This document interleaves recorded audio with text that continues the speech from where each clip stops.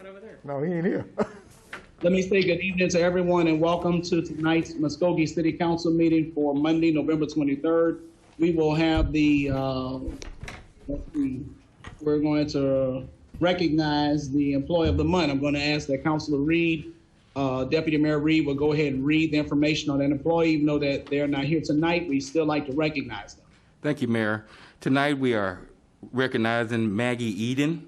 Maggie Eden of the Human Resources Department has been named the Employee of the Month for November 2020. Maggie began her career with the City of Muskogee in September 2011 in the Accounts Department and quickly was promoted to Payroll and Benefit Coordinator in September 2012. Her computer knowledge and ability to maneuver the system is truly remarkable, and Maggie is a tremendous asset to the Human Resources team to the City of Muskogee. Maggie has been married to her husband Matthew for 11 years, has 2 boys, Cooper and Parker. Maggie and her family just completed construction on their dream home and moved in this past weekend. In her spare time, you'll find Maggie spending time with her family and running. Maggie was nominated for Employee of the Month for being helpful, courteous, and eager to help with any situation. She is a pleasant person to work with and an excellent representative to the City of Muskogee. This is the second time receiving this award, which goes to show she is truly deserving of this award. Tonight, we recognize Ms. Maggie Eden as our November 2020 Employee of the Month.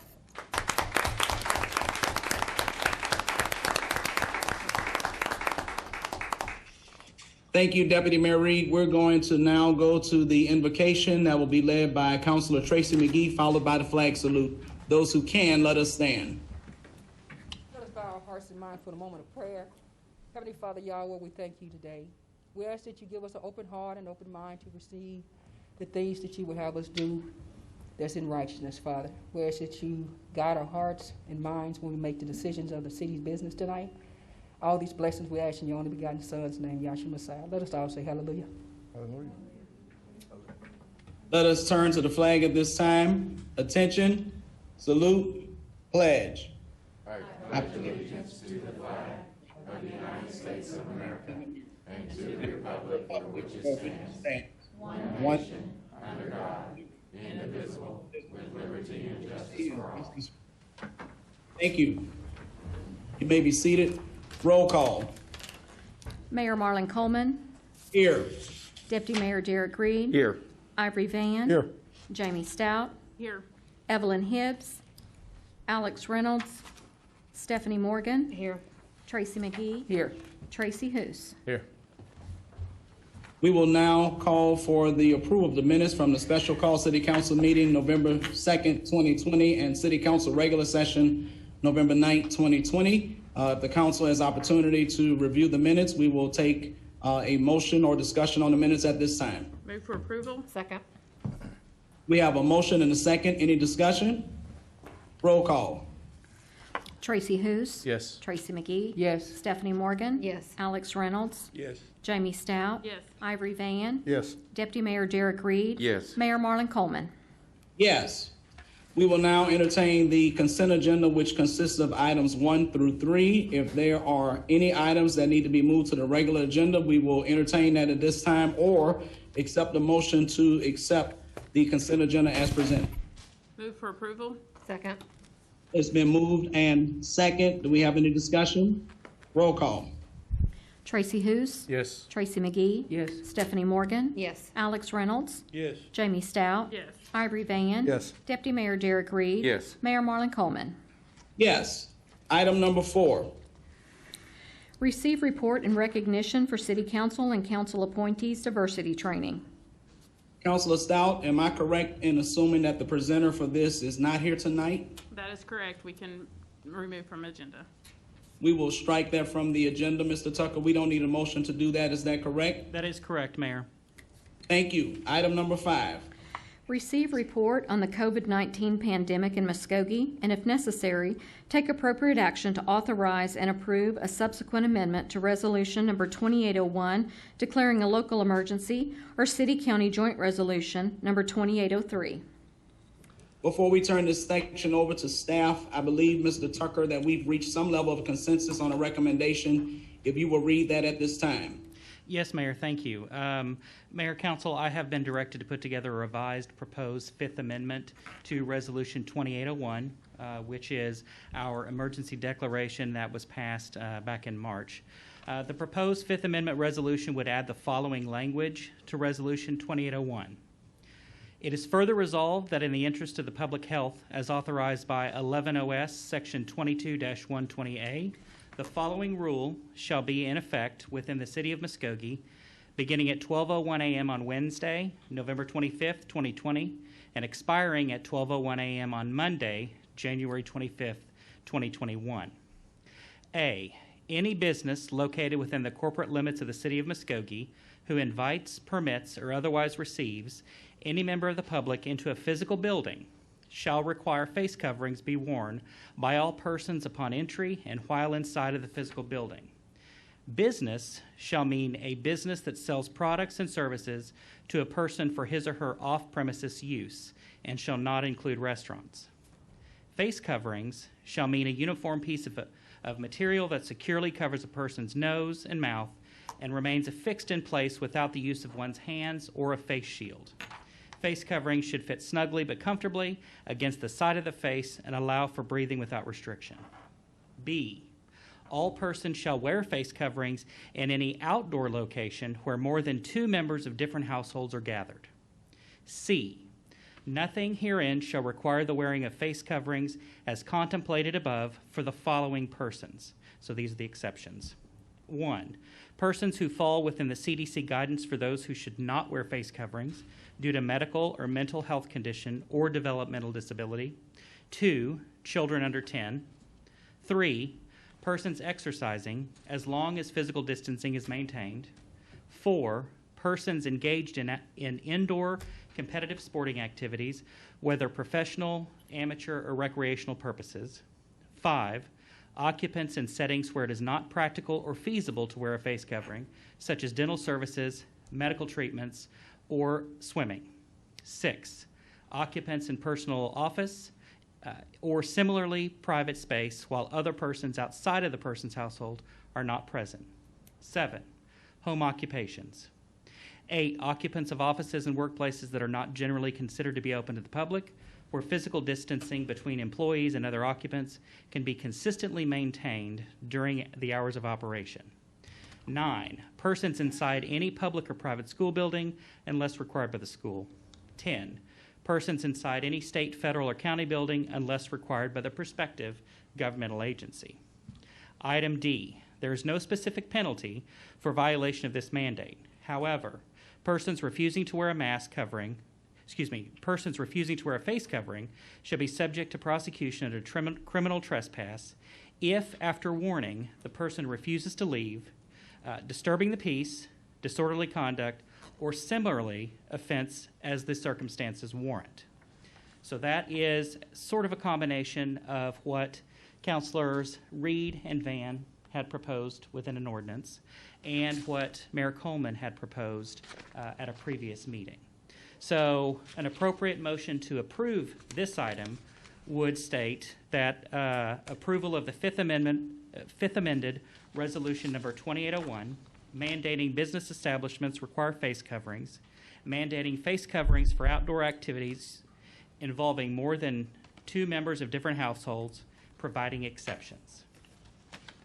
So that would be an appropriate motion if a consensus has been reached on the proposed Fifth Amendment to Resolution 2801. Thank you, Mr. Tucker. Do we have a motion or discussion from the council? Mr. Mayor, it's an honor. I would like to make a motion to approve the resolution. And I second. We have a motion and a second. Any further discussion? Roll call. Tracy Hoos, Yes. Tracy McGee, Yes. Stephanie Morgan, No. Alex Reynolds, Jamie Stout, No. Ivory Van, Definitely yes. Deputy Mayor Derek Reed, Yes. Mayor Marlon Coleman. Yes. You have 3 noes. And the item passes. Mr. Evans, do you have guests on the line to speak to us tonight? No, sir, not tonight. Not tonight. Yes, you do. I'm here. I want to talk. Mr. Mayor, we have several that have signed up to speak on this item. Yes, They're preventing me from saying something. yes, but right now I'm referring to those people that are speaking to the reports that we normally receive. Mayor Coleman, I do not have any guests signed up to speak on behalf of the COVID-19 agenda item.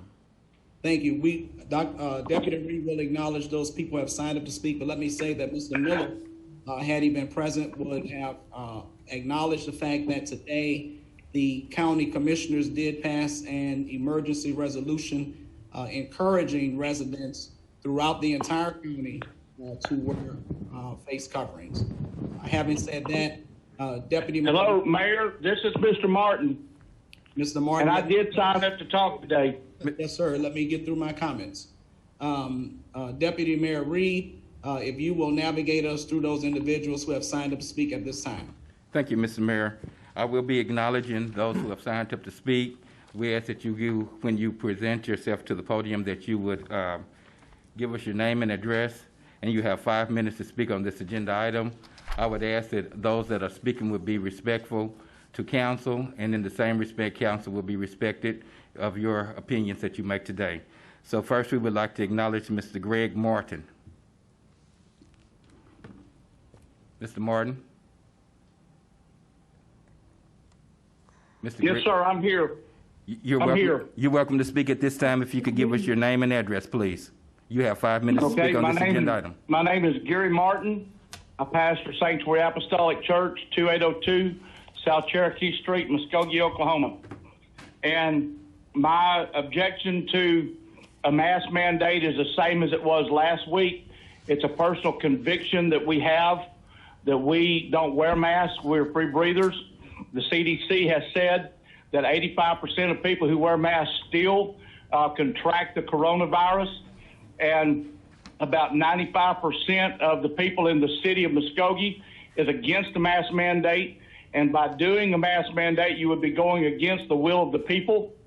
And we don't believe that we are sheep, that we are people of a republic, not under a dictatorship, that we have the right of choice and free speech to say what we feel and to do and live how we feel without being mandated by a governmental body. And we are the ones who put the council in. And if you do this and go through with this, you may be voted out next time, because we are taxpayers. We pay to the city, to the state, and to the federal government, and the will of the people should be what is heard and not what the council or a few in a faction of people in a city desire. The majority of the people should speak, as it always does in a democracy.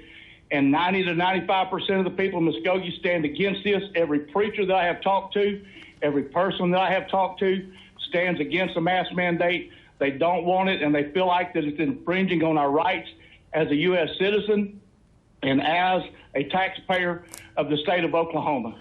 And the governor even refuses to do a statewide mask mandate because he feels the same. He said that he would recommend, but that's as far as he will go. He will not mandate a mask mandate. And I think if you're going to do it, that it should become a recommendation and not a mandate. A mandate is only enforceable if a superior court judge is the one who issues it, and then it would become law, or if the legislative body, as the legislator in Oklahoma or the U.S. legislature would produce a mask mandate, then it would become law. Otherwise, it's unenforceable according to the U.S. Constitution and according to the U.S. law. And that's all I have to say. Thank you, Mr. Martin. We will now acknowledge Ms. Deborah Adams. Ms. Deborah Adams, are you on the line? Is Ms. Deborah Adams out in the hallway? Councilor Reed? Yes. Unfortunately, we have already voted, and these people weren't given the opportunity to speak prior to the vote. The last gentleman's comments are basically not relevant since we've just voted to pass a mask mandate. Unfortunately, we should have listened to them prior to this, and we find ourselves now past the vote. in an awkward situation. Mr. Tucker, help us out. Okay. So, generally speaking, under the rules of the council have passed, members of the public are permitted to speak on any agenda item. There has never been an instance that I'm aware of where a motion and action has been taken prior to public comment. And so, in that instance, you can continue with adhering to public comment. And if one of the members who voted yes can reconsider their motion. So what I'm saying is, if any of the comments, you're free to hear the comments, and if any of the comments change any of the council members who voted yes as mine, since that carried the majority, then any one of them can make a motion to reconsider the vote. And if that carries a second, then the motion that is made that had passed could be unpassed, at which point it brings the whole topic up for debate again. Thank you. Mr. Mayor, do you want to proceed with the comments? That we have several more. We better have about 5 or 6 more that are scheduled to speak. Yes. Okay. And once again, we did pass the mandate, but at the end of the speaking, if there's any councilors that wish to withdraw, we'll take action at that time. So moving forward, I would like to acknowledge at this time Bonnie Pierce.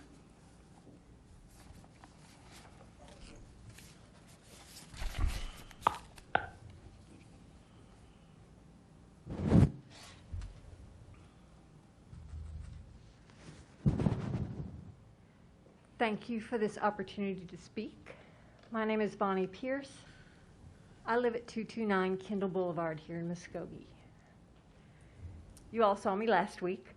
Last week I brought a bunch of data that didn't seem to be maybe very helpful.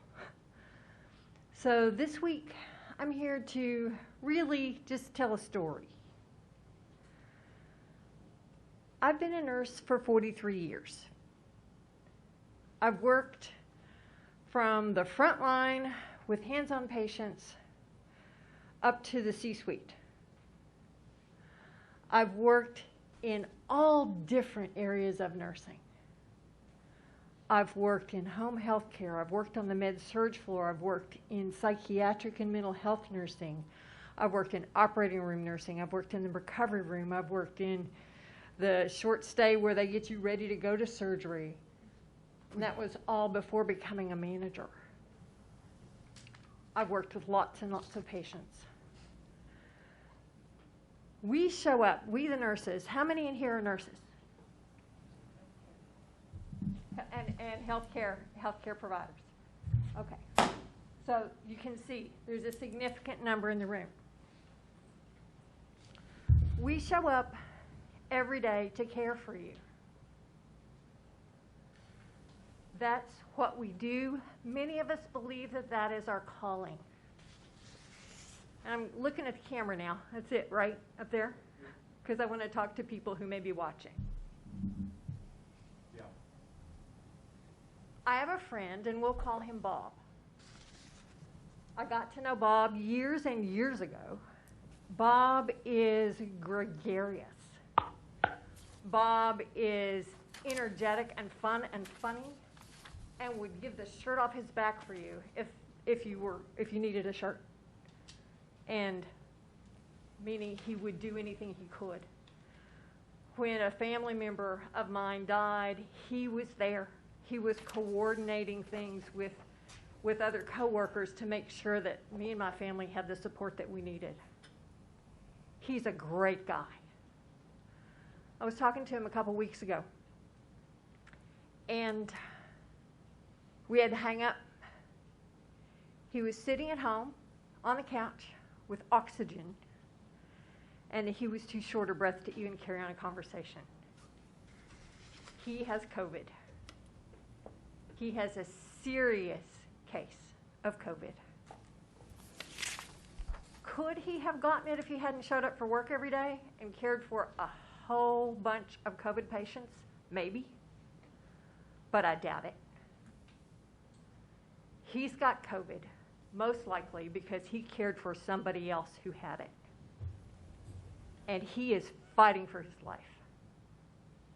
He's my friend. And I think by now we all have friends. And we all have coworkers. And we all have neighbors. It's not just somebody's got it. We can name people who have it. In the state of Oklahoma, so far, we right now have 631 active cases of COVID in healthcare workers. 16 of those have died. 16 people have died. 4 people in long-term care have died. You're killing us. We want to go to work. We want to do what we feel called to do. We need your help, please. We understand many people, for many reasons, are opposed to wearing a mask. And right now, those 16 healthcare workers and 4 nursing home workers are speaking to us from the grave saying, it's not about your preference anymore. It's about, we show up for you. We're here to care for you. Please show us caring and respect. Please wear a mask. Support the mask mandate. Thank you. Thank you, Ms. Pierce.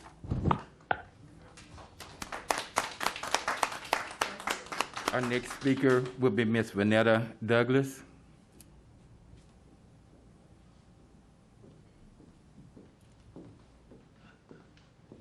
Good evening. Good evening. I am Vanetta Douglas, and I live at 230 North 34th Street in Muskogee, Oklahoma. I am here on behalf of my mother, who lost her life September 7th to COVID. My mom wore a mask, and my mom helped in this community do a lot of things and help a lot of people in any way that she could. Leading up to her death, she was asymptomatic, so we didn't know she had COVID, and she still wore her mask, so we don't know how she contracted it. So yes, I'm standing here on her behalf asking. I was in the military, so I know what it's like to wear a mask. I know what it's like to be uncomfortable, but guess what? If that mask was gonna save my life, I would wear that mask. My sister-in-law, who found out a couple of months before my mom died that she had cancer, my mom rode around with her. My sister tested negative. So I think wearing her mask helped. So I would just ask, it's not about a personal choice, it's about saving lives. And I just ask that you wear your mask, just for safety, if nothing more. And that's all I have. Mr. Greg Webb.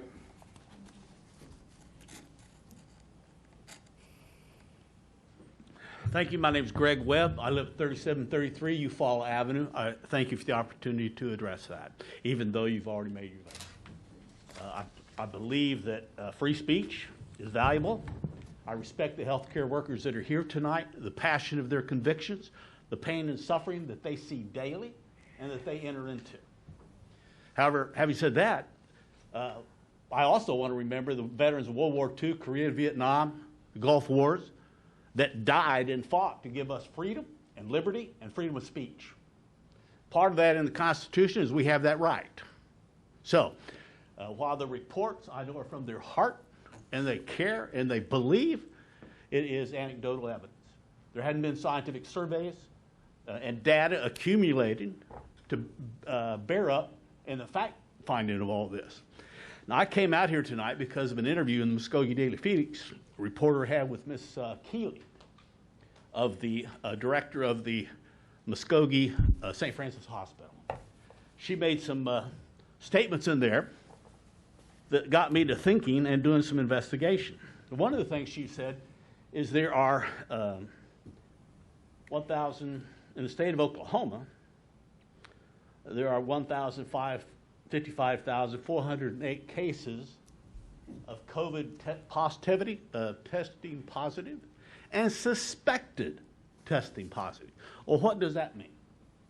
There are 1,544 deaths. Now, is that solely due to COVID, or are there other complicating factors? You have 4 major And even that is a 99.02% recovery rate. In the dashboard for Tulsa and the state of Oklahoma, they have 4 main categories: cases, deaths, active, and recovered. Nowhere in Tulsa or Oklahoma are those 4 terms defined. We don't really know what is going on there. It's not been explained to us. Now, I'm 67 years old. I had a stroke 2 years ago. I'm considered medically obese. I'm type 2 diabetic. I'm in a high-risk category, probably more so than anybody else in this room. I'm not trying to be foolish, irrational, or stupid. I carry a mask everywhere I go. I observe social distancing. But you know what? I'm tired of being told what to do all the time with inadequate information that bears up what we're being told to do. Now, I respect the council and the mayor. I know you all are serious and you're sincere. Anytime, the last couple of times when you voted no on this, the media all said Muskogee fails to pass the mandate. Now, I interpret that as Muskogee wasn't going to be buffaloed into the hysteria of the moment and be told what to do. Now, in medicine, you have informed consent. You have a right to a second opinion.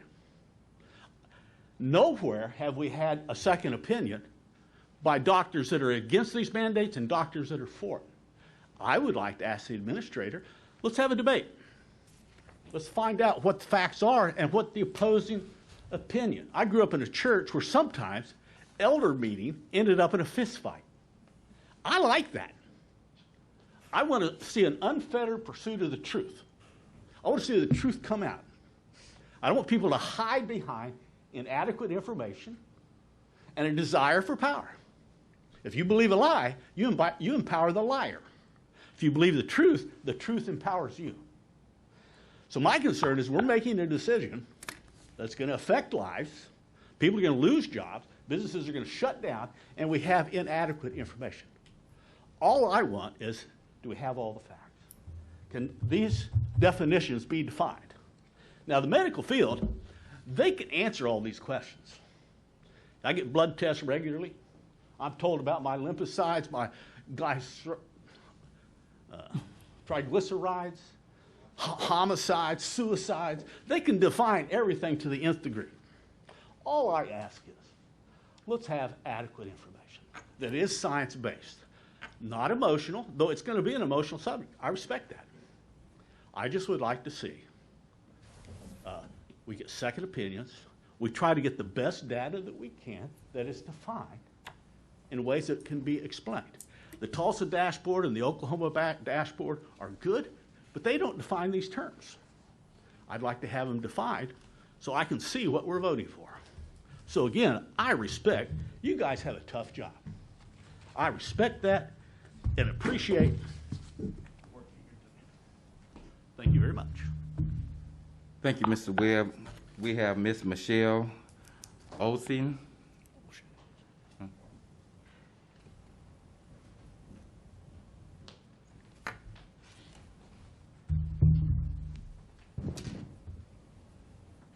Good evening. Could you give us your name and address, please? Sorry. Michelle Olsen, and I live at 1812 East Woodland Circle here in Muskogee. Good evening. As concerned citizens of Muskogee, my husband, Dr. Andy Olsen, and I come here this evening to voice our support for the mask mandate. First and foremost, we shouldn't have to mandate a face covering. However, in light of the COVID numbers going through the roof here in Muskogee and throughout our country, we truly have no choice. Let me pose this scenario to you. There is nothing more heartbreaking to a parent than seeing their child sick. You wish it was you instead of your child. You feel completely helpless. Now think about this. If you had an opportunity to lessen that illness, even by a tiny little bit, wouldn't you do it? Now think about your families, your parents, your grandparents, your sisters, brothers, aunts, and uncles, your neighbors. Many of us have attended church and have been taught to love thy neighbor. be kind, show mercy, follow in Jesus' footsteps. But then COVID hit and people seem to have forgotten to love thy neighbor. We live in the greatest country in the world, the United States. United States, not divided, united. We put politics and hate and fear as our driving force when we should be focusing our efforts on defeating our enemy, COVID. Your neighbor asking you to wear a face covering isn't the enemy. COVID is the enemy. The reason our COVID numbers are skyrocketing isn't because face coverings don't work. It's because people aren't practicing social distancing. They're having and going to parties, gathering in large groups. Schools have opened and then we've had to close them again. People are forgetting to be selfless.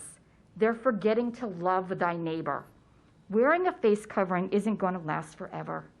But you know what is? Losing a loved one to COVID. Wearing a face covering is not infringing on anyone's freedom. It's helping your family, your friends, and your fellow neighbor to not get sick. Face coverings aren't 100% foolproof. Nothing in this world is 100% foolproof. But we know, we've seen the studies that it helps, along with social distancing and staying at home. It helps. You are our elected leadership. And leadership is hard. There's not a lot of glory in leadership. And more often than not, your opinions are greeted with harsh criticism. However, you've accepted the role to lead us, to help protect us. We need your leadership now more than ever. Show your community, show Oklahoma the leadership of Muskogee is putting politics aside and uniting its community, protecting its community.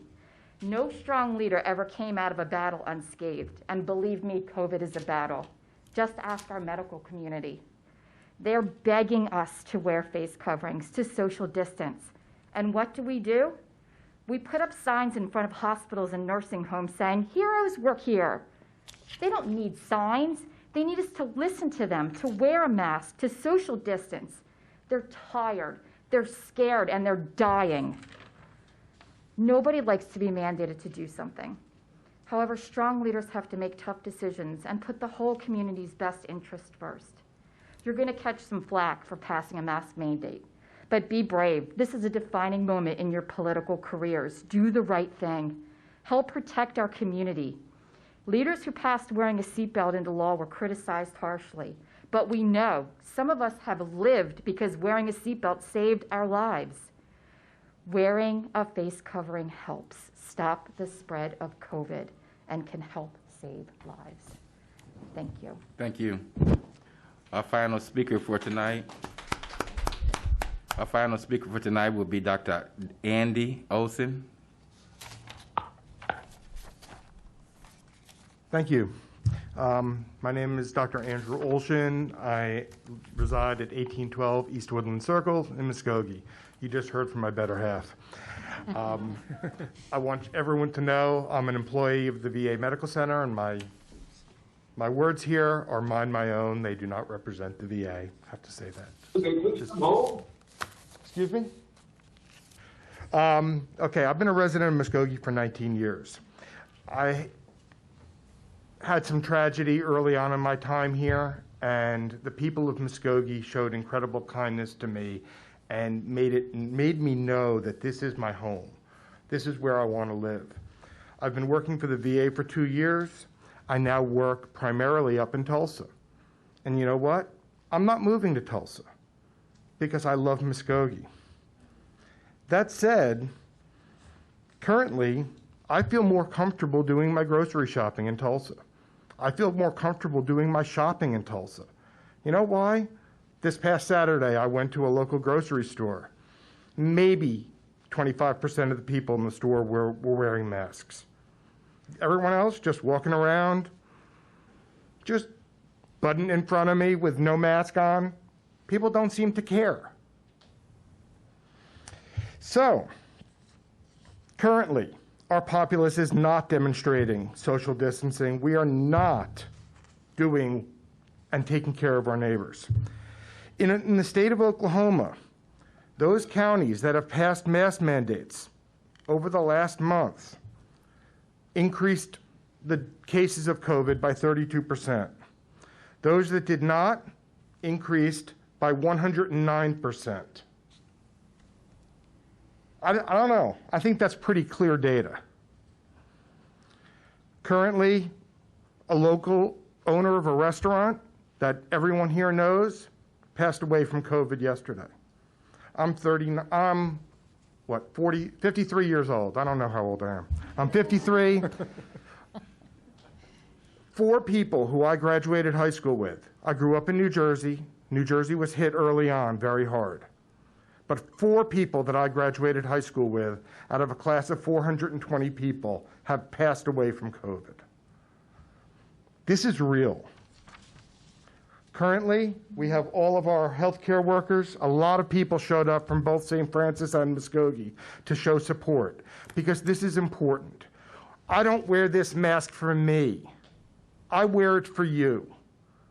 When I'm at work and I'm wearing full PPE when I'm doing exams on people, I don't do it to protect me. I do it to protect you. And when we see people as physicians, as nurses, as respiratory therapists, as physical therapists, as nurses' aides, when we see people who don't seem to give a crap about us out in the community, you know how it makes us feel? It makes healthcare workers feel like maybe we shouldn't be doing this anymore. And I can tell you, across the United States, we are going to see, unless we do something as a nation fairly soon, we are going to see an exodus from medicine. And whether we kill COVID or not, there is going to be no one to take care of us and take care of our children, because we're going to all find other things to do with our time. Because working in healthcare is hard. And when you don't feel appreciated, eventually it catches up with you. And we're seeing that in other parts of the country already. COVID fatigue is real. And it's not just the disease, it's the act of fighting it. And all of these people from our local hospitals came out today because they're pissed off. We're sick of it. That's it. Thank you. Mr. Mayor, back in your hands at this time. Thank you, Deputy Mayor Reed, and certainly thank you to all of those who expressed themselves on today. Do we have any comments from the council before we go on to the next item? Mayor, this is Roy. Just as a point of clarification, since the speakers have finished, if any member who voted yes wishes to reconsider, this would be the time to do that by a motion to reconsider the prior action. And if not, then you can move on to the next item. And that would apply only to the folks who voted yes, because under Robert's rules, you will have to have voted yes in order to warrant reconsideration. Do we have any yes voters who would like to change their vote? Hearing none, we will prepare to go on to the next item. But before we do that, we have a procedural matter we need to attend to. We need to officially excuse Councilor Evelyn Hibbs on tonight. So can we have a motion to excuse Councilor Hibbs? I move for approval. Second. It's been moved in second to excuse Councilor Hibbs. Roll call. Tracy Hoos. Yes. Tracy McGee. Yes. Stephanie Morgan. Yes. Alex Reynolds. Yes. Jamie Stout. Yes. Ivory Van. Yes. Deputy Mayor Derek Reed. Yes. Mayor Marlon Coleman. Yes, Councilor Hibbs is officially excused. Item number 6. Consider approval for the city manager to negotiate and execute an agreement for tax increment finance counsel services with the Public Finance Law Group, PLLC, or take other necessary action. Mr. Tucker, will you be taking this item? I will do my very best. I have not worked primarily on the stuff dealing with the engagement letter, and so I do know much more about the next item. But I will say that we do have Nate Ellis on the phone with us. He is from the Public Law Finance Group, and as far as I understand, What we're needing to do is authorize the manager to enter into negotiations with the firm to hire them for TIF creation services. So this item, if approved, would be subject to the approval of Resolution 2841, which would be the resolution of intent to establish a TIF. And Mr. Garvin, let me apologize. You are the assistant city manager, and I believe you were directly in on those conversations. If you have comments at this time, please forgive me for not acknowledging you to do that. Yes, basically what we're requesting is to allow the city manager to negotiate and execute a contract with the Public Finance Law Group. If you'll remember, they have done all of our TIF districts in the past, so they are very familiar with the city and will be very beneficial in moving this project forward. As Mr. Tucker stated, it would be subject to item number 7 being approved. Item number 7 is a resolution to consider creating a TIF residential district. With that being said, I think Mr. Ellis is on the line if you have any questions. Otherwise, I'd recommend approval to authorize the manager to negotiate and execute, again, subject to item 7 being approved. Move for approval. Second. It's been motioned and second that we proceed. Any further discussion? Roll call. Tracy Hoos. Yes. Tracy McGee. Yes. Stephanie Morgan. Yes. Alex Reynolds. Yes. Jamie Stout. Yes. Ivory Van. Yes. Deputy Mayor Derek Reed. Yes. Mayor Marlon Coleman. Yes, the item passes. Item number 7. Consider approval of resolution number 2841, a resolution of the City of Muskogee, Oklahoma, declaring the intent to consider approval of a project and creation of a tax increment district under the Local Development Act, directing preparation of a project plan, appointing a review committee, directing the review committee to make findings as to eligibility and financial impact, if any, on taxing jurisdictions within the district, directing the review committee to make a recommendation with respect to the proposed project plan, directing the Planning and Zoning Commission to make a recommendation with respect to the proposed project plan, and containing other provisions relating thereto. Mr. Garvin or Tucker? I'll start out, and Mr. Tucker can correct me if I'm wrong. Basically, this is the first step in the process of determining whether to create a TIF district to incentivize residential housing. This would be for 120 market rate homes. This is the property on the east side of Muskogee. If you remember back several months ago, we had OU come down and did a housing analysis for the city of Muskogee. And in that housing analysis, it stated that the city needed 300 new homes annually just to keep up with the current housing stock. And in reality, we're issuing about 30 permits a year. So doing a TIF district to get 120 new market rate housings would get us a long ways towards that 300 goal. With that being said, this district would create the development for the TIF district. The increment difference between the current value of the property and the new value once the property is developed would go towards helping pay for the infrastructure cost for the 120 houses. Again, this is the first step. What the resolution does, it will direct staff to basically create a plan. Once that plan is created, there will be several hearings published to review the plan. They'll establish a review committee. The review committee will consist of a city council member who will serve as chairman, a representative from the planning commission, a representative from the county health department, Muskogee Public Schools, VOTEC, library, EMS, and 3 at large. They will make findings and recommendations to the city council. Planning commission will also review the plan and make a recommendation to the city council. And at that point, we'll determine whether to move forward with the project. That's basically the quick scenario of the resolution. Be glad to answer any questions. Otherwise, I'd recommend approval of the resolution. Before we take any action, I do want to interject that there are 2 positions that do need to be filled as part of the resolution because it does establish that review committee that reviews the TIF project plan. The council designee, a member from the council who serves on that TIF review committee and who serves not only as a member but also the chairman. And secondly, there has to be a member appointed by the City of Muskogee from the Planning and Zoning Commission. So historically, when we have created these TIFs, we have generally designated the mayor to serve as the chairperson and representative of the city. And for the Planning and Zoning Commission, we have designated the chairman of the Planning and Zoning Commission, which in this case is Stacey Alexander. But it is truly up to the council as to who they wish to appoint in those for those two seats.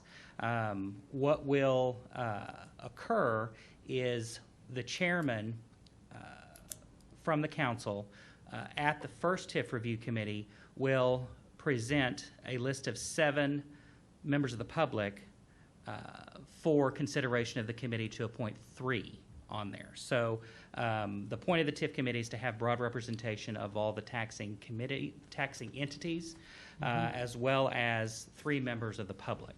And so being the chairman is more important than chairing the meeting and making sure all the deadlines are met. It is also presenting a list of 7 members of the public to also serve on that committee. So I wanted to leave that with your discussion to see what the will of the council is, because when this motion is approved, we will need to fill in those blanks. We've heard that presentation from Mr. Garvin and Mr. Tucker. I think at this time we're ready to fill those spots. I don't mind serving my traditional role. I've did the last, I think, 2 or 3. I'm not certain. I've lost track. But we're subject to the will of the council. So any discussion from the council at this time? We definitely yield to you, Mr. Mayor. Say it one more time, Deputy Mayor. It's your job. It's on you. Yeah. I don't have a problem with that. Mr. Tucker, do anyone else from the council, or we need to also include Stacey Alexander? So if there is no further nominations from the floor, then an appropriate motion would be to approve Resolution 2841, designating Marlon Coleman to serve as the chairperson and representative of the City Council, as well as Stacey Alexander to serve as the representative of the City of Muskogee Planning and Zoning Commission. I was just asking a question on that, Roy. Who else served on the planning and zoning? Because we just given one name. Well, and I named her simply because she was the last one. No, because she's the chairman. Oh, okay. So if you can bear with me, I'll get you a list of who is on the Planning and Zoning Commission.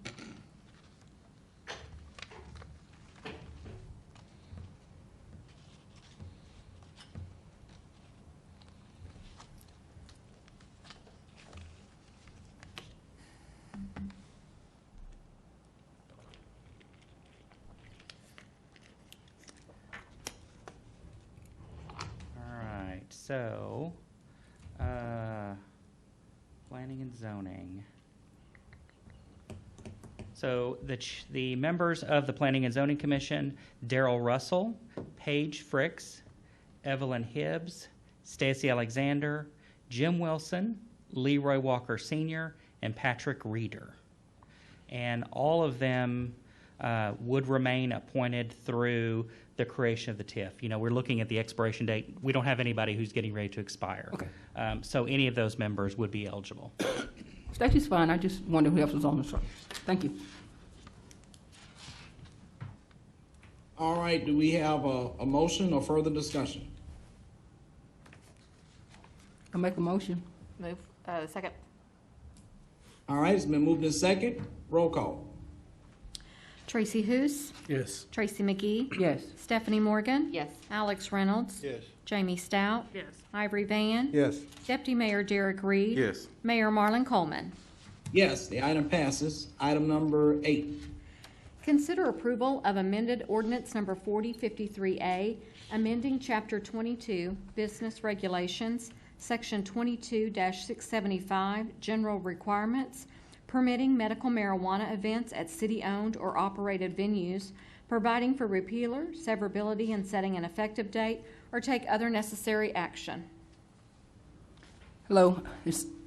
I bring this agenda item tonight to advance the opportunity through tourism and economic development. I believe it would enhance the economic stability of the community. I know we welcome new opportunity for new revenue to fund our sales tax and hotel and motel tax. This promote revenue increase. By allowing this amended ordinance, it will give our city new revenue opportunity. I'm going to ask Roy to read section M for the amended. Thank you, Councilor McGee. What is being proposed is the inclusion of a new section M to City Code 22-675. And that section is entitled Medical Marijuana Events Held at City-Owned or Operated Facilities. And as such, that states as follows, and this would be what is changed in the proposed ordinance. The City of Muskogee owns and operates several outdoor event venues that may be leased or otherwise reserved by third parties for a fee or used for public events which are sponsored by the city in furtherance of tourism and other economic development objectives.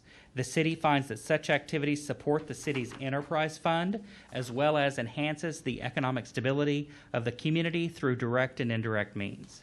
In furtherance of that purpose, events held in any outdoor venue owned or operated by the city, which is rented or reserved for a fee, or which the city determines its sponsorship furthers economic development, shall be exempt from the smoking and vaping restriction of medical marijuana by licensees. For clarity, smoking or vaping of medical marijuana shall remain prohibited in any building owned or operated by the city. Further, the Parks and Recreation Board of the city shall be permitted to recommend to the City Council the adoption of any policy on rules of operation which may be necessary to further the objectives established by this section. You want to read additional there? Thank you, Ian. I think it's the same thing. So as I bring this agenda item, I'm going to ask my colleagues to vote with me on it to be able to pass this. So if I could add one more thing, just as a reminder to everyone, when we adopted our medical marijuana rules, we took what was already included for the Smoking in Public Places Act, which allowed the city to restrict not only smoking and vaping of tobacco, but also smoking and vaping of marijuana on city-owned property. And we did include that in the ordinance. And so with Councilor McGee's amendment, that would exempt for medical marijuana usage at outdoor event venues if this passes. If it passes, we do have the traditional 30-day period. This is not an emergency ordinance, and so it would be effective 30 days after publication if it passes. And I just wanted to add one more thing, and we are going to ask staff to go back and do some research and bring back to the council how that looks for us as we move forward as well. So Councilwoman McGee and Mr. Tucker, I think based on your last statement, what we want to do is direct staff to come back and let us know what the dynamics would be, pros and cons, should we decide to take a vote at that time. Is that correct? No, I'm going to vote on tonight, Marlon. I think we'll go ahead and do it, and then they can still come back and give us that report. Okay.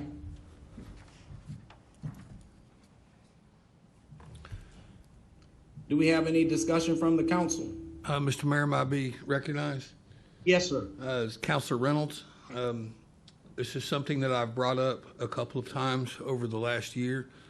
I really think this is an opportunity for us to reach out to new events and bring in new revenue streams and tax increases. As Councilor McGee says, we've actually lost several events because one of the second and third questions that come out of promoters' mouths are, is there a smoking policy and or is there a medical marijuana smoking policy when they're looking at bringing in their event?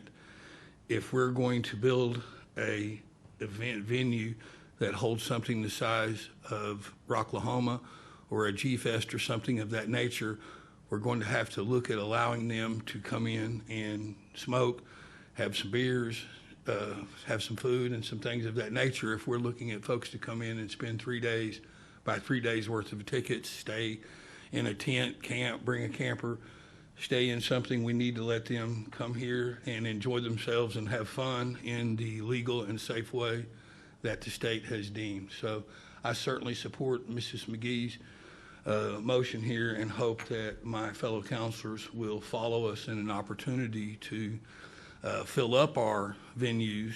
And just as many as our vacant buildings have been filled up, we've been very lucky to have the opportunity to fill vacant real estate with a lot of different businesses in town and new opportunities. So hopefully we will join together and vote for this, and we will look at some new opportunities which we have already had to pass on because this has not been available. So please join us and vote yes. Thank you. I yield the floor back to you, Mr. Mayor. Thank you, Mr. Reynolds. Are we talking about indoor events or outdoor events or both? Mayor, this is Roy. The amendments are only for outdoor venues, not indoor locations. Those are still prohibited. Right. Okay. And we can have it set up so that there is ample distance, I'm assuming, between the event and the actual smoking area, similar to what it would have been before we banned smoking on all of our facilities. Yes, and Mayor, that is what was intended by requesting that the Parks and Recreation Board come up with any policy rules, because as part of the duties of the Park and Recreation Board, they have the ability to recommend rules to more specifically address some of the more intricate aspects of policy decisions that the council makes. It's ultimately up to the council to adopt those rules, but nonetheless, the Parks and Recreation Board, it is within the purview of their duties to make those recommendations for efficiency, so long as, you know, everything that they're doing is in furtherance of what the policy that the council has set is. And Mr. Mayor, if I could add, and speaking with several venue operators like John Cruz at the Civic Center and other people, when we've had the opportunity to do trade shows and or cannabis conventions, since we don't have a place for people to consume, if they're going to come to us, lease the Civic Center, and then have a cannabis conference or a cannabis convention, they would like to be able to go out into the parking lot and medicate, I believe is the proper term. So yes, this is of course to outdoor events and venues, but it would also be nice if at a place like the Civic Center, in order for them to actually have an event like I just discussed, they would also want to be able to allow somewhere outside where they could go out and consume. So with that, I yield the floor back to you, Mr. Mayor. Thank you. Do we have any other comments from the council? Yeah, Mr. Mayor, may I be recognized? This is Councilman Ivy. Yes, sir. Me and Mrs. McGee has talked, and it's just like, to me, you know, I am about when they open the bars and stuff on Sunday. You know, I voted no against that because I don't believe in that. But, you know, Councilman McGee's idea is, you know, is okay. I would like it myself. But one reason I don't is because if we were having something, you know, cannabis is okay. Don't get me wrong. I appreciate all the marijuana dispensaries here in Muskogee because cannabis does help people. It really does. I've seen it work with my own eyes. I don't have anything against that part of it. If we're going to have something at Hatbox or wherever, you know, to bring live bands and stuff like that. But I, myself, this is Ivory Van, just me. And I've talked to Councilman McGee about it. Mm-hmm. She knows. She's not going to get mad at me what I'm going to say because, you know, this is where I feel. And I can't help it, this is how I feel. But if I'm going to bring my kids around something like that, you know, marijuana, medical marijuana is for people that are sick. And to go out and have something at in an outdoor space where you smell the stuff, and you're going to smell it. You know, you smell it right over here at the post office. You know that. And I just can't take my children and around something like that. So other than that, I don't have any problems if it, you know, if it was just celebrating just the cannabis people being there. But when you open the doors up to have, we got a rule in place about no smoking on our city facilities, and we had this rule in place for a long time.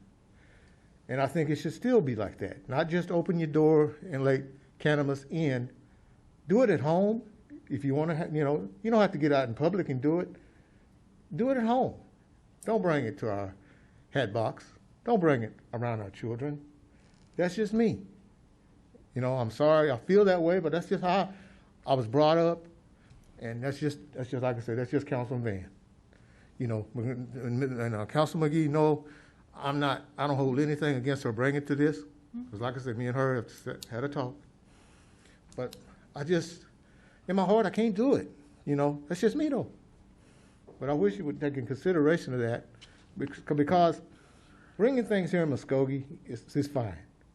Making money is fine.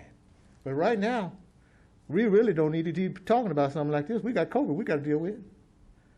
It's killing people. So later on in the year, to myself, it'd be okay to talk about this amongst y'all, because you know y'all not going to say yes. But not right now, because our main concern right now is COVID-19. And you know how long it took us to get a mask mandate in place, ever since July, all the way to November. And we stressed for y'all to bring a mask mandate in place, but you didn't listen. But we got it done tonight. I'm so happy and proud that we did. You know that, Councilman McGee, Councilman Reed, and everyone up here. You know how I feel. But that's, like I say, that's just me, and I'm sorry if I have to vote no, but you know, everybody got their own way of thinking, and that's just mine. So I don't mean no harm towards Councilman McGee. People up there thinking, well, you voting against stuff. It ain't like that, you know. So I'll turn the floor back over to you, Mr. Mayor.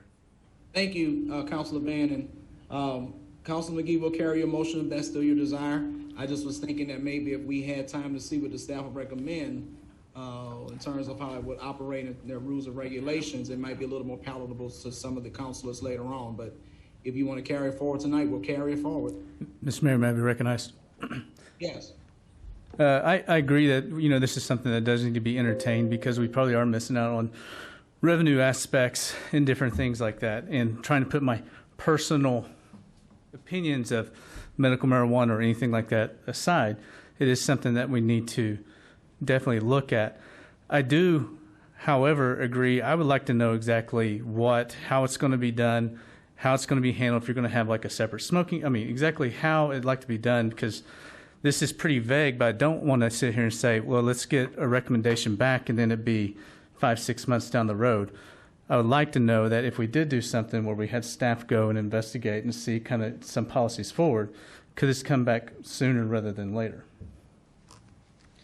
And to speak a little bit, Dr. Hoos, to what you were talking about, if this passes tonight, it wouldn't go into effect for 30 days.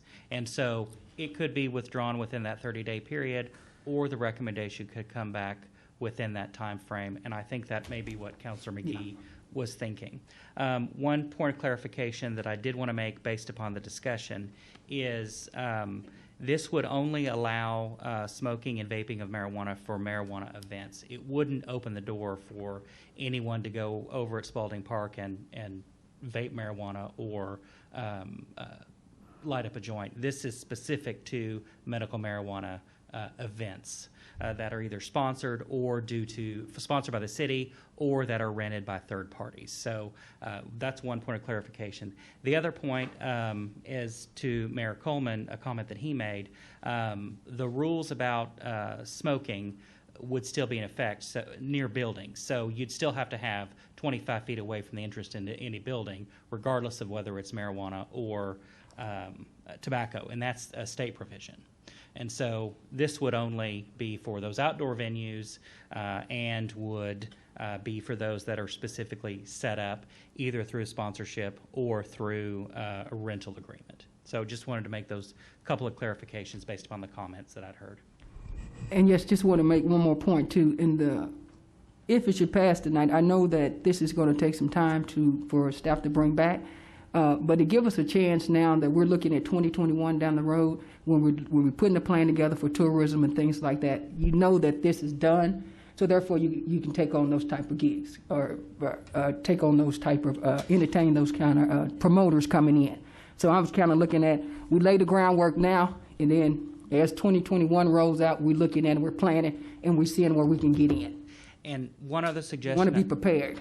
One other suggestion, Councilor McGee, that I may make that I know we have not talked about, but the ordinance effective date we have control over. Okay. So it's automatically 30 days if we don't set a specific date, but it could be set to January 1, February 1. I mean, we have control over when it's effective if that's something that needs to be considered. No motion has been made as of yet, but I just wanted to bring that up. On Councilor McGee's point is very valid about having this prepared for someone. As I have stated before, we've had 3 opportunities to land very large events, and each time, if they would have committed to us as a venue, I shared with them I thought that we could possibly get council or the Parks Department to look at considering a one-time waiver or whatever that is, and that's not good enough for them. When they're talking about committing to a venue and putting down money and hiring bands and substantial expenses, they don't need we could probably pull this off. They need to know definitely this is an option and that they can put these eggs in that basket and move forward. So I agree with Councilor McGee and with Councilor Van. Right now, this may not be the thing, but definitely down the line, we have to be in a position to talk about this to take advantage of travel and tourism. Thank you. So let's do this. Let's put a 2021 date on it, so that way we know we're talking about down the line. That should satisfy us up here. And it's not like right now, so we're looking at 2021, if that's okay with the council. If you're going to make that motion, you want to do January 21 or? I would say, yeah, January 21. Okay. January 1st or January 30th? January 30th, be fine. So then an appropriate motion would be to approve the resolution as presented, amending the effective date to January 30th, 2021. Councilman Yes, McGee, sir. is that your motion? That's my motion, sir. Make a motion. All right, we have a motion. Do we have a second? Second. We have a motion and a second. Further discussion from the council. Mayor, before we do the roll call, I want to make one clarification. Since this ordinance is being presented for the first time, in order to pass, it does require 6 votes. If it only garners 5, then it will move forward to the next council meeting, at which point it will appear for its second reading, and then it'll be voted on for the second time. And if it reaches 5 votes, then it becomes then it passes. But if it is less than 5, then it will die today. Okay. All right, is the council clear? Roll call. Yes. Tracy Hoos, No. Tracy McGee, Yes. Stephanie Morgan, Yes. Alex Reynolds, Yes. Jamie Stout, Yes. Ivory Van, No. Deputy Mayor Derek Reed, Yes. Mayor Marlon Coleman. Yes. You have 2 noes. So what's the count? 6-2. 6-2. Carries. It carries, Mayor. All right. Item number 9. Consider approval to authorize the city manager to execute the audit engagement letter for the fiscal year 2019-2020 audit with Arledge and Associates, or take other necessary action. Mr. Garvin. Mayor, members of the council, this is the auditing firm that just completed our audit, the FY 2018-2019 audit that you approved actually tonight underneath the consent agenda. We're requesting approval to authorize the city manager to execute a audit engagement letter moving forward for FY 2019-2020 budget. This was our first year with this firm. Now that we've got one audit underneath their belt, it should move a lot quicker and easier this upcoming year, because now they know what we expect and we know what they need from us. So with that being said, I'd recommend approval to authorize the manager to execute an audit engagement letter. Be glad to answer any questions. Move for approval? Second. It's been properly moved in second. Any further discussion? Roll call. Tracy Hoos. Yes. Tracy McGee. Yes. Stephanie Morgan. Yes. Alex Reynolds. Yes. Jamie Stout. Yes. Ivory Van. Yes. Deputy Mayor Derek Reed. Yes. Mayor Marlon Coleman. Yes, the item passes. Item number 10. Consider approval of the appointment of Jonathan Hawk to serve on the Parks and Recreation Board, filling the unexpired term of Jefferson Frayne beginning December 1, 2020, and ending March 31, 2021, or take other necessary action. Mr. Reynolds. I very excitingly nominate Jonathan Hawk to the Parks and Recreation Board. Jonathan is a great Muskogee citizen and is a big part of tourism and travel already. He's very active in the bicycle groups and the trails. Does a lot of great stuff for us already, and we're looking forward to have him join this board as well as several other boards and possibly future council candidates. So with that, I am very happy to nominate him for this position. I second. He is a great asset to our community. I think so too. We have a motion and a second. Further discussion from the council? Roll call. Tracy Hous. Yes. Tracy McGee. Yes. Stephanie Morgan. Yes. Alex Reynolds. Yes. Jamie Stout. Yes. Ivory Van. Yes. Deputy Mayor Derek Reed. Yes. Mayor Marlon Coleman. Yes, the item passes. Item number 11. Consider approval of the appointment of Linda Stowers to serve on the Parks and Recreation Board, filling the unexpired term of Brent Trout, beginning December 1, 2020, and ending March 31, 2022, or take other necessary action. Ms. Morgan. Yes, I nominate Linda Stowers. I've known her for many, many years, and she did help out with Okie Jeep Jam for the last couple of years, and I'm very excited for her to be on Parks and Recreation. Second. Do we have a motion and a second? Yes. Yes. Yes, we Roll do. call. Tracy Hous. Yes. Tracy McGee. Yes. Stephanie Morgan. Yes. Alex Reynolds. Yes. Jamie Stout. Yes. Ivory Van. Yes. Deputy Mayor Derek Reed. Yes. Mayor Marlon Coleman. Yes. The item passes. Tammy, I'm not there, so I don't know if we have any citizens signed up to speak. Yes, sir, Mayor. We do have two people that have signed up to speak. I'll acknowledge them at this time.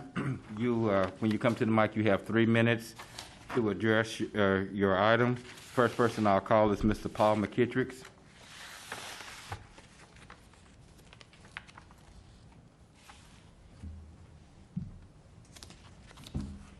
Good evening, everyone. My name is Paul McKinstry. I live at 3301 West 46th Street. This seems to be becoming a common event. Actually, I've been asked to come up here on something totally different. I was offering the city of Muskogee the opportunity to present clothing and other necessities to homeless persons in Muskogee.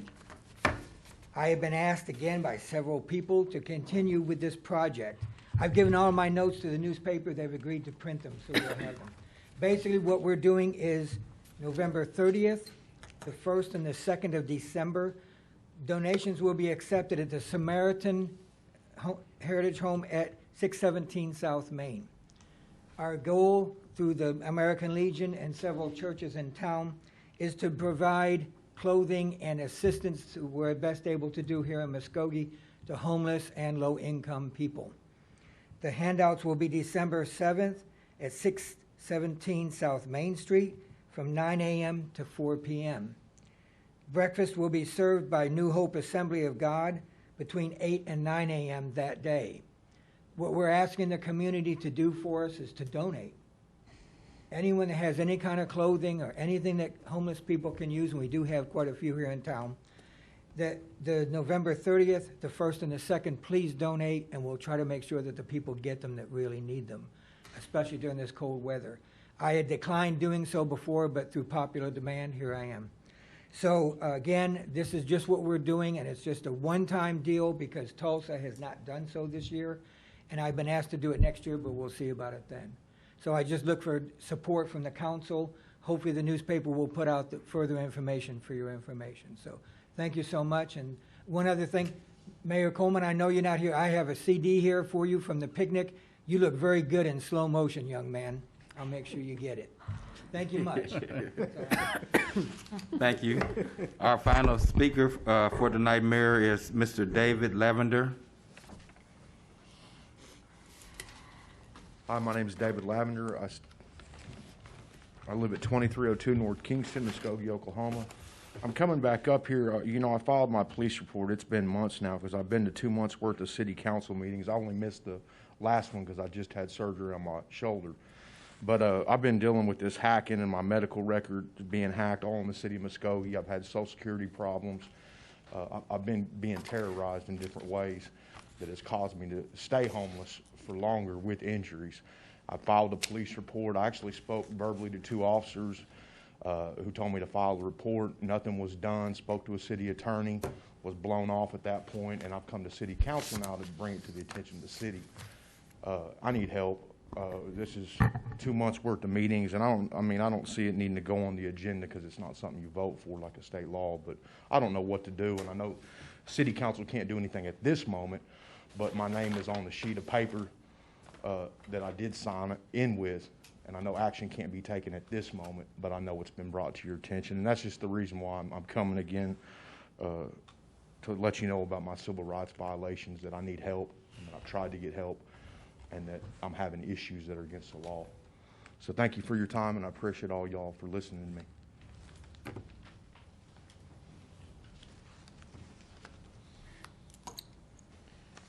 Was that the last speaker, Deputy Mayor? Yes, sir, that's it. Let me take this opportunity to wish everyone a happy Thanksgiving. Pray for those families who are experiencing COVID-19 in terms of illnesses and death. We hope that we're able to see one another again. I don't believe we meet again, Mr. Tucker, until December. Yes. Or Ms. Tracy, I believe that's correct. That is correct. And so I want to wish everyone a happy Thanksgiving, and we're adjourned.